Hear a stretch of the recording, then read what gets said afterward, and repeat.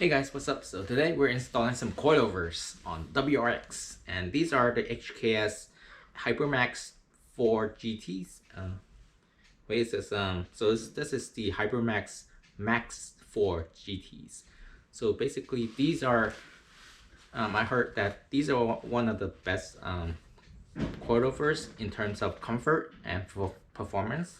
And as you can see, there's two sets of springs which will give you some extra comfort based on the smaller springs, and then there's the bigger springs. So hopefully these will give you some better ride quality while retaining some performance aspects of the coilovers. So let's get started. Hey guys, so we're gonna jack up the car, and a little tip to jack up the front of the car is you want to jack up the car right here. Show you.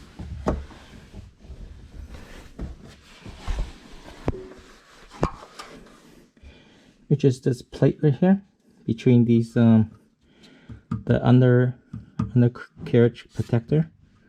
So it's this black thing right here, and if you have a jack like me that you can't reach to the back of there because of the front of this too low, then you need to jack up the side of the car.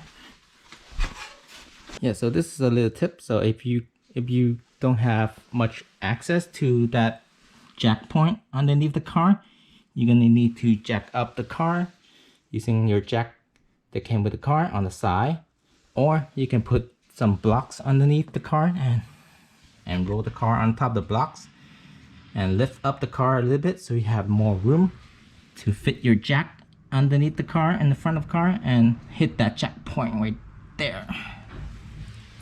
So I don't have any blocks, so I have the jack that came with the car, and I jack up the side of the car a little bit so I have more clearance, and now I have more space to fit this jack underneath to hit that jack point. So once we have the car high enough, we can fit our jack underneath the car where this jack stand is gonna sit. This hump over here. So we have two on each side. We're gonna do the front of the car first.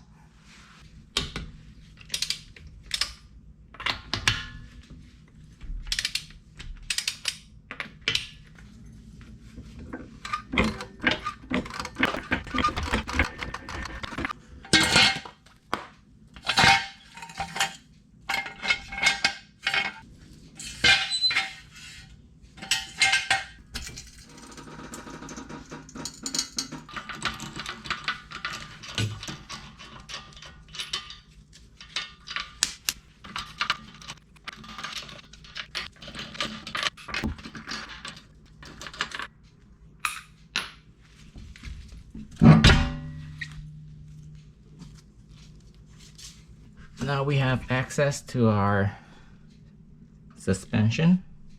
We're gonna take off this. This is the ABS sensor, and this is our brake line, so we need to take off these two. This is a 12mm bolt, and this is a clip, so I need like a plier to fit in here so I can take this off. So first we need to take off the ABS sensor using like a plier and hold this clip.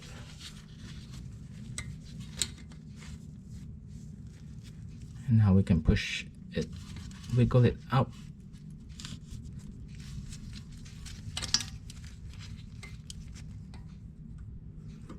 It goes four sides. It goes top and bottom and the side as well.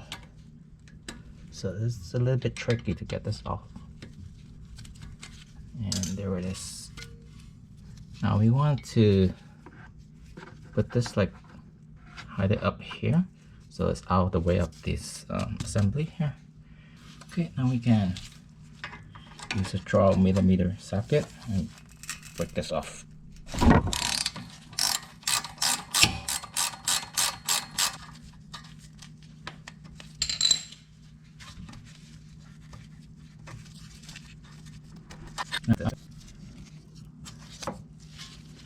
Before we remove these two bolts, we want to mark up where these bolts are right now, because these are factory camber adjustments. So these bolts can adjust the camber of the car. So we don't want to mess up that yet. So we don't want to mess up that before we take it to our alignment shop. So right now we're going to try to make it as stock as possible and retain the position that's in right now. So we're going to use a marker and mark it up.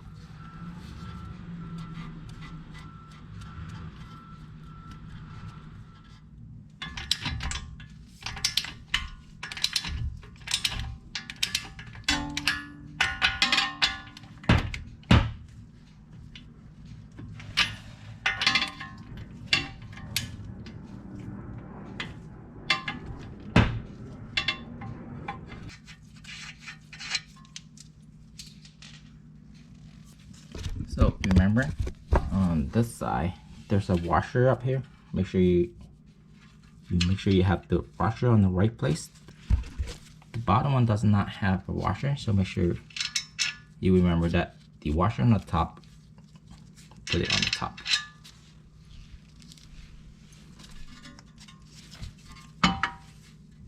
You can use a mallet or something like that. Pop this off. This is off the top one. So you can also use your jack.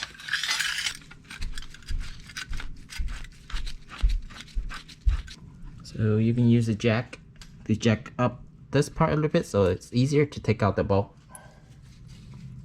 You can see it's moving. There it is, the second one. So there's a difference. This is the top one. As you can see, there's like a little notch here. It's not fully circled. So what this one does is this one can control your camber of your car, while the bottom one is just a regular bolt with the. So for the top of the car, it's a 12-meter bolt. You want to break loose these ones. And since I only have one person working on the suspension right now, I'm going to take off 2 of the bolts and retain the last one, so I can use my hand up here, while I'll use the other hand on the bottom to hold the suspension, the spring.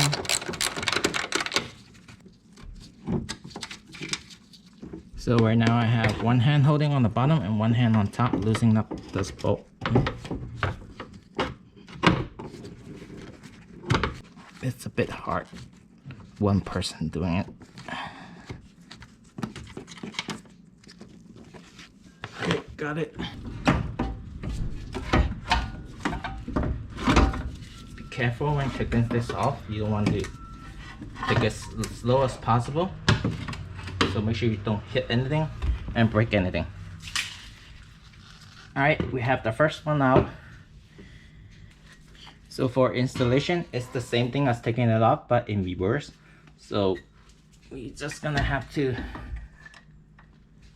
put this.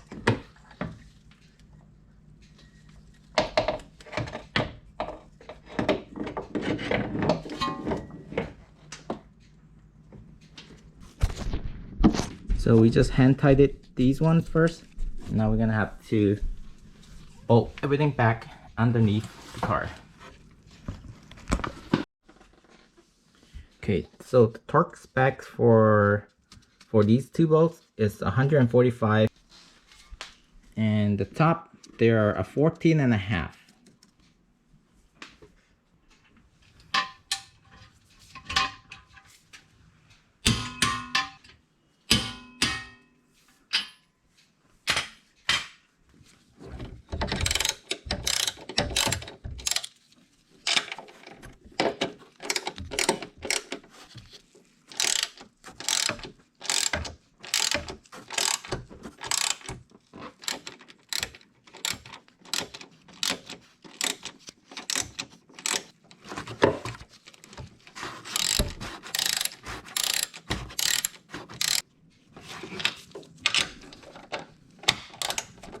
Hey guys, so we finished with the front, and remember to torque down the wheels, the lug nuts on the wheels before you begin on the back. So now we're gonna move on to the back side and work on the back.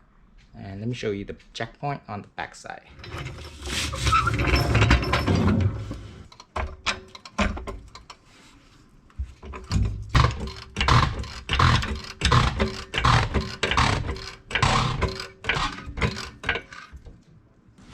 So this is my jack point. This is the rear diff. This is the jack point, and I have all the 4 jacks on it. I have the 4 jacks on it right now. So yeah, this is the jack point on the back side of the car. So before we begin, we need to remove this part of the liner to get to the bolt, the 2 bolts on the strut.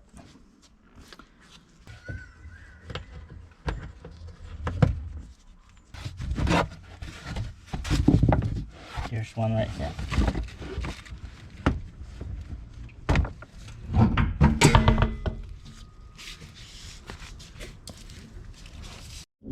So for the back side of the suspension, we're going to take off these bolts right here. This is a 14, these are 17s. So let's take off these ones.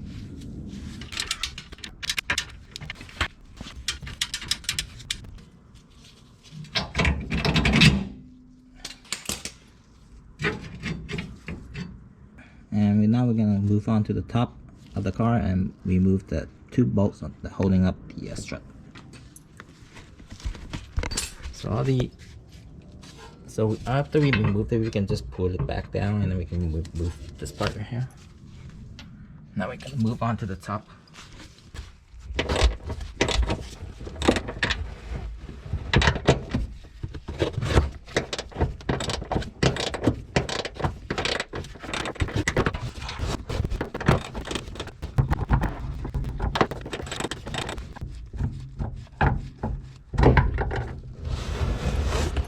Okay, now we can remove the whole spring assembly by pushing it down slightly. It should come right off right there. So this is the OEM, this is our HKS. Okay, so now we're gonna install these onto our car right now. So it might be a little bit hard for me to do by myself, but I'll give it a try.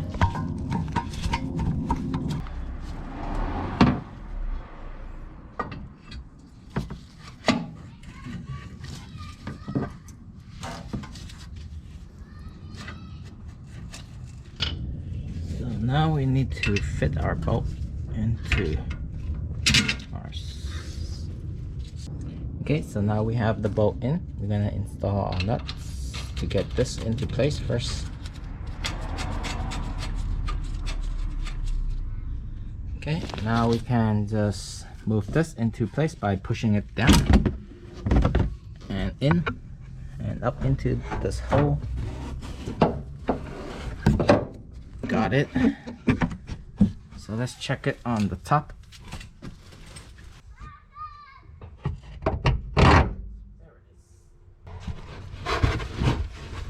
So once we have it up here, we can just install our nuts.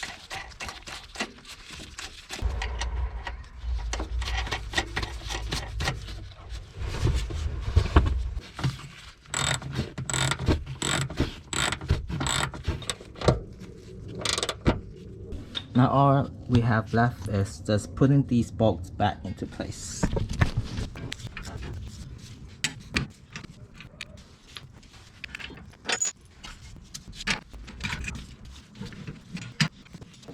Yeah, about it. Okay, now let's give it a little tap. There it is. Easy peasy.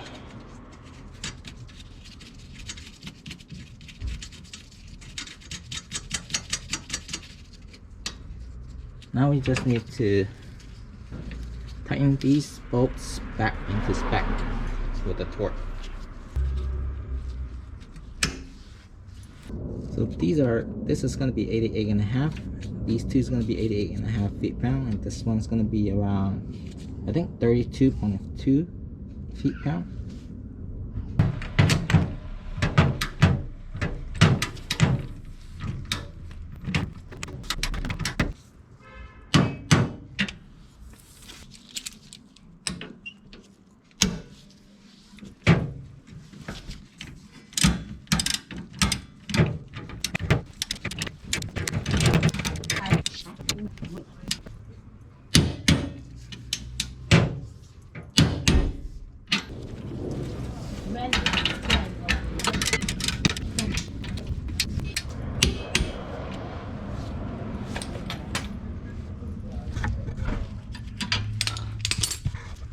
Okay, looks like everything's done.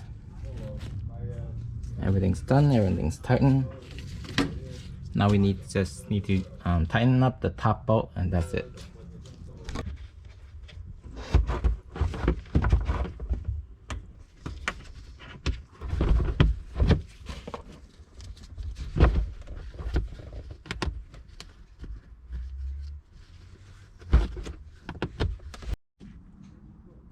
Okay, so now we finished with the liner on this side. We're gonna do the install on that side.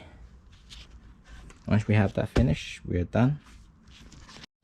So on this side, I'm not gonna take off the cover. I'm just gonna lift this up and unscrew it.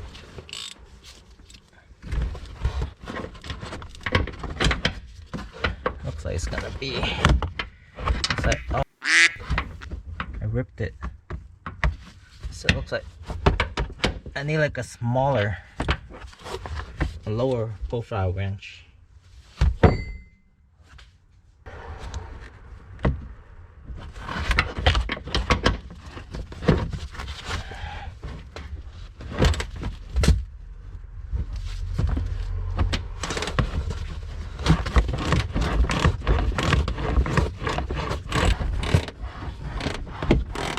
I mean, it can be done. Just that you need like a smaller socket wrench. This one is too tall. So let me see if I can hand twist it. Got one. Got two. Okay, so that's done. Hey guys, so it's been a day since the install, and so right now we're gonna try to measure all four corners and see how much drop we have. So to measure each side of your vehicle, like on all four corners, you don't want to measure from the bottom to the top because your tire pressure might be different, and so that would throw that reading off. So what you can do is you can either point it at the center of your hub, which is this star right here. This star should always be at the center. So using that as a point of reference, you can measure it from there to the top of the fender, or you can do the top of your rims to the top of that fender, and that will give you a pretty accurate reading. So that's one way to check the height of your cars. And depending on your car, the height of your car might be different.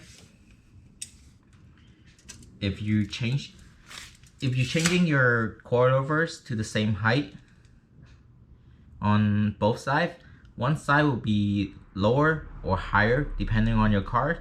So for my car, on my driver's side, the back wheel is a bit lower, so I have to raise up a 1/4 inch in order to match the other side of the car. So I matched it, and right now they both are at the same height. So before you take your car in for alignment after the coilover install, it's best if you drive around for a bit, and maybe like 50 miles to make the spring more settled in, because they're gonna sag a little bit more. So after that, you're gonna check out all four corners and see how what the height is that you want it, And after that, you fix your height and you get all your height correctly. Then you want to take your car in for the shop, into the shop for an alignment. And if you're dropping more than an inch in the back of the car, you might want to think about getting some lower control arms, because the stock one, they don't have adjustment for the camber, and so it makes the alignment more harder, and sometimes it's not even possible to get it all straight. So getting an aftermarket aftermarket lower control arm will help get that get that correct setting for the camber in the back of the car, so that you can have that so you don't have the uneven tire wear over the life of your coilovers. So make sure you get the control arms for the back if you're dropping more than an inch. So yeah, so right now we're gonna check all four corners of the car and see how much drop we have, and then we're gonna fix all four corners to the correct height that we wanted, and then we're gonna drive around and then come back and then maybe wait a day or two and see how much it settles, and then we can change the height a little bit more, and then we can take the car back to the shop for an alignment, and then we can call it done.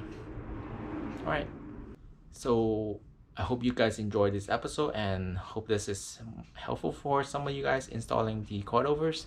And as I'm still learning more about these stuff, so sometimes I miss some of the steps. So if you have anything else you want to add, comment below, and make sure to subscribe to my channel, and have a nice day. Bye.